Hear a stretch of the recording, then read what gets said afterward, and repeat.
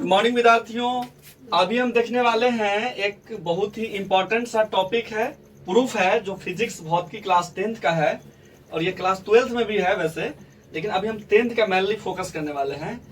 इसमें है क्या, तो अवतल दर्पण द्वारा जो है दर्पण सूत्र का सत्यापन करने वाले हैं। चलिए इधर एकदम ध्यान केंद्रित करके देखना है। ये क्वेश्चन जो है 6 नंबर में बिहार बोर्ड में पूछा गया क्वेश्चन है, ठीक है। अब हो सकता है कि आने वाले समय में पूछा जाए। चलिए देखिए यहाँ कि क्वेश्चन का नाम है अवतल दर्पण द्वारा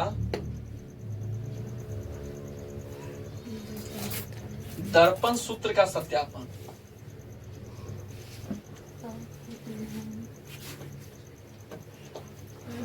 एकदम ध्यान से देखना है और समझना है कि क्या हो रहा है, स्टेप क्या है इसका। तो पहले हमें प्रूफ करने के लिए पहले अवतल दर्पण होना जरूरी है। तो अवतल दर्पण पहले हम ले लेंगे। यहाँ अवतल दर्पण लेंगे और मुख्य अक्ष या प्रधान अक्ष क्या करेंगे, इस पे खींचेंगे। और मुख्य अक्ष या प्रधान अक्ष अवतल दर्पण को जिस बिंदु पे काटती है उसे हम क्या कहते हैं, पी कहते हैं, यानी कि पोल कहते हैं। पोल यानी कि ध्रुव कहते हैं, ठीक है। अब हम जो है यही मुख्य अक्ष या प्रधान अक्ष के किसी एक बिंदु को हम फोकस मान लेंगे और सूचित कर देंगे एफ से। और जितना ही दूरी पी से एफ का होना चाहिए उतना ही दूरी एफ से सी का होना चाहिए। और इधर कहीं पे हम अनंत ले लेते हैं, ठीक है।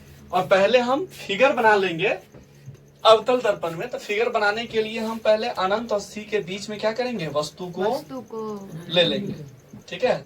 और मुख्य अक्ष के समानांतर एक रेखा ले जाएंगे तो दर्पण से टकराने के बाद फोकस से जाएंगी। यह नियम होना चाहिए पता। इसके बाद जो हम अगर फोकस से ले जाएंगे तो टकराने के बाद कहाँ से जाना चाहिए, मुख्य अक्ष के समानांतर हो जाना चाहिए। ये दो रेखा हमने गुजार दिया, ठीक है। अब जो रेखा है उसका हम नामकरण कर लेंगे बिंदु का। तो यहाँ पॉइंट जो है हमने यह माना कि पॉइंट का नाम है ए, इसका बी, इसका एम, इसका एन, इसका मान लेते हैं। यहाँ पे वस्तु यहाँ टकराया है ना, प्रतिबिंब। इसका बिंदु, ये बिंदु को हम माना आर और ये बिंदु को माना क्यू, ठीक है। इतना अगर हो गया मानना, नाम अपने हिसाब से रख सकता है। यह कोई जरूरी नहीं है कि यहाँ पे हम ए लेंगे, बी लेंगे, यहीं पे हम आर लेंगे, ऐसा कोई जरूरी नहीं है। आप अपने हिसाब से जो है अपना नाम रखना चाहते हैं रख सकते हैं, ठीक है। अब यहाँ देखिए कि यहाँ जो है हमने जो किया इसमें ओवरऑल उसको क्या करेंगे, लिखेंगे। हमने यह रचना किया ना, हम क्या करेंगे, यहाँ पे लिख लेंगे। यहाँ लिखेंगे रचना। रचना में क्या किया, पहले हमने क्या किया, पहले हमने एक अवतल दर्पण लिया। यहाँ लिखेंगे एक अवतल दर्पण, एक अवतल दर्पण एमएन लिया, जिसमें पी ध्रुव, कॉमा एफ फोकस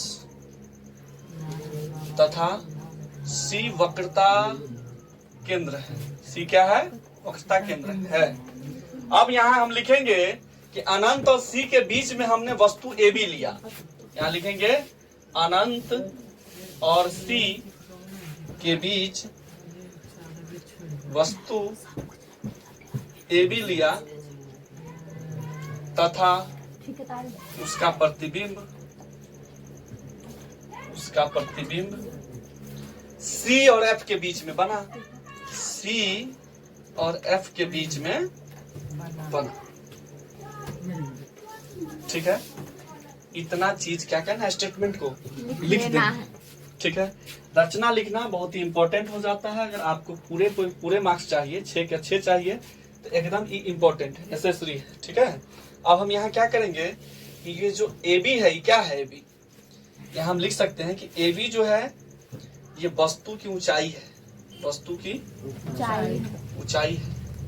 और जब हमने वस्तु यहाँ रखा तो फोटो कहाँ बना, आर क्यू पे, है ना। ये क्या है, आर क्यू। तो आर क्यू जो है प्रतिबिंब की ऊंचाई है, प्रतिबिंब की ऊंचाई है।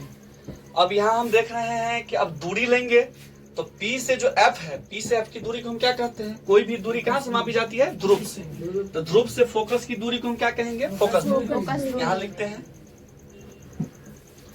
P से F की दूरी को हम क्या कहेंगे, फोकस दूरी।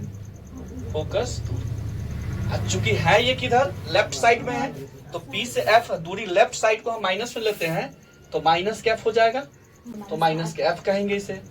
अब हम यहाँ करने वाले हैं कि P से जो A है ये वस्तु की दूरी है, यहाँ लिखेंगे हम P से A वस्तु दूरी। अब वस्तु दूरी है, अब वस्तु दूरी को हम कहते हैं U, चूंकि है ये लेफ्ट साइड है तो यहाँ माइनस के U कहेंगे। और P से जो R है, यहाँ देख सकते हो P से जो R है ये है क्या चीज की दूरी, यह प्रतिबिंब की दूरी। यहाँ पे प्रतिबिंब बना है तब प्रतिबिंब दूरी।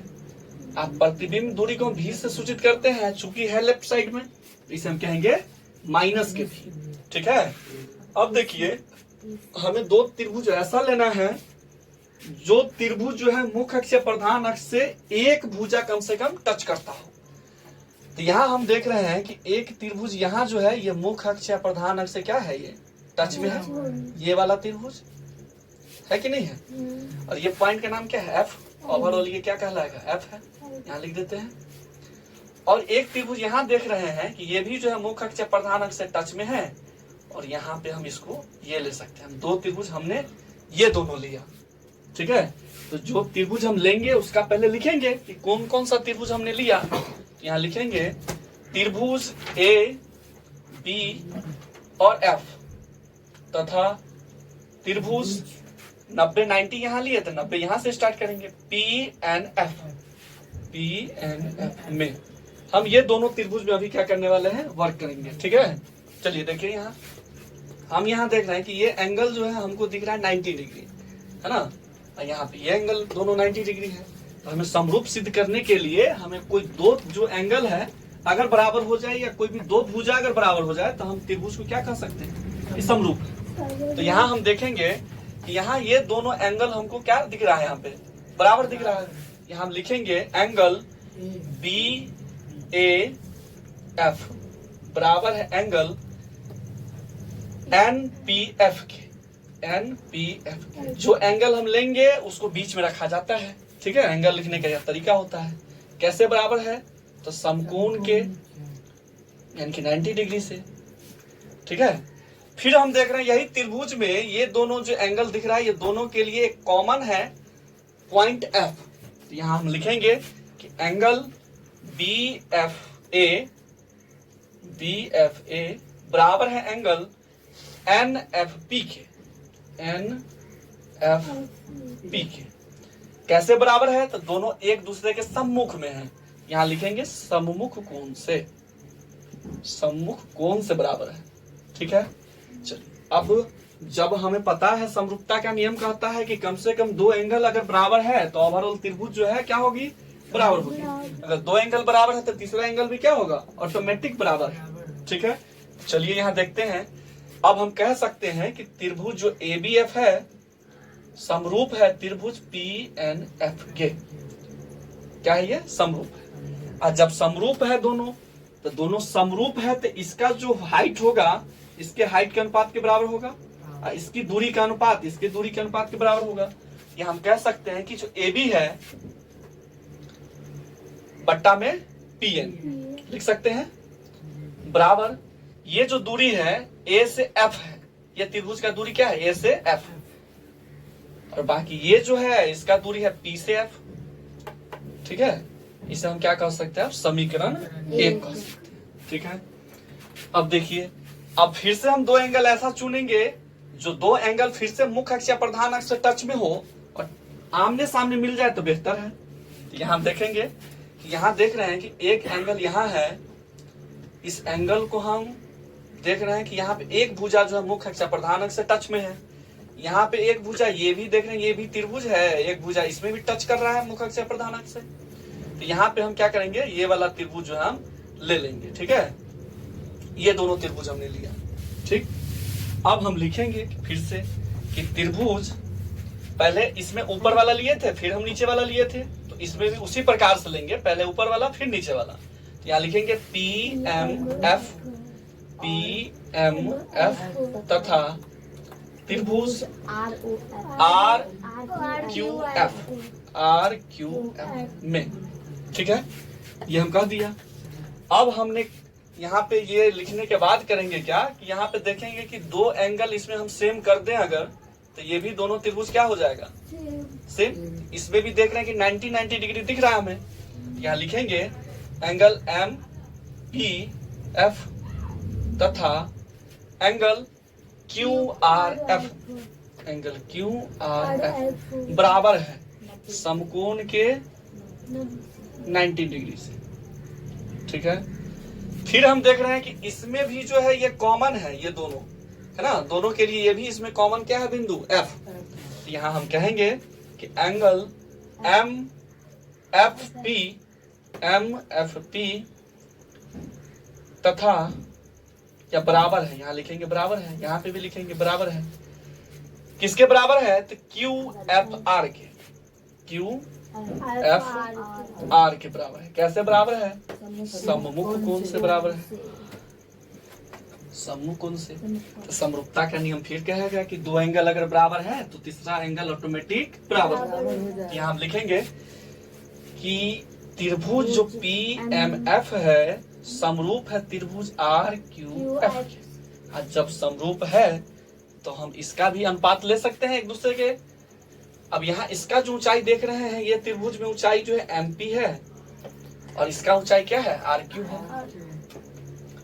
इसमें जो दूरी देख रहे हैं पी से एफ की है, इसमें दूरी देख रहे हैं नीचे वाले में तो आर से एफ का है। ठीक है, इसे हम मान लेंगे समीकरण 2। ठीक है, चूंकि जगह की कमी है हम पहले इसको मिटा देते हैं, फिर यहाँ से आगे देख। अभी जो है हम देखने वाले हैं दोनों समीकरण, इक्वेशन 1 और समीकरण जो है 2 जो है, दोनों को क्या करने वाले हैं, कंपेयर। यहाँ लिखेंगे कंपेयर इक्वेशन 1 एंड इक्वेशन 2। दोनों को कंपेयर करके देखने वाले हैं कि दोनों में क्या समानता है। तो यहाँ पे हम देखेंगे कि ए बी बट्टा में पी एन। अच्छा, एक बात जो है ध्यान देने योग्य क्या है यहाँ पे, कि यहाँ हम देख रहे हैं जो पी एन है यह क्या चीज की ऊंचाई हमें यह पता नहीं है, इसी के समानांतर थोड़ा आए तो यहाँ देख रहा है कि आर क्यू जो है यह प्रतिबिंब की ऊंचाई है। तो हम पी एन के जगह पे डायरेक्ट आर क्यू ले सकते हैं, क्योंकि ये दोनों ऊंचाई क्या है, आपस में बराबर है। तो पी एन के जगह पे हम क्या ले सकते हैं, आर क्यू। अब बाकी के जो लेफ्ट साइड है वो ले लो सेम, ए एफ बट्टा में पी एफ। अब यहाँ समीकरण 2 को बराबर करने वाले हैं, तो एमपी देख रहे हैं, एमपी कहाँ है, यहाँ है। लेकिन फिर भी एमपी क्या चीज की ऊंचाई है हमें फिर से पता नहीं है, लेकिन इसी के समानांतर थोड़ा है तो यहाँ दिख रहा है कि ए बी जो है यह वस्तु की ऊंचाई है। तो हम डायरेक्ट जो है एमपी के जगह पे ए बी ले सकते हैं और बाकी नीचे जो है आर क्यू हम ले सकते हैं। बराबर में लेफ्ट साइड में, राइट साइड में है पी एफ बट्टा में आर एफ। अब यहाँ दिख रहा है कि ये दोनों कंपेयर करने पे लेफ्ट साइड क्या हो गया, ओवरऑल खत्म। तो जानते हैं नियम कहता है कि अगर लेफ्ट साइड बराबर है तो राइट भी बराबर होगा।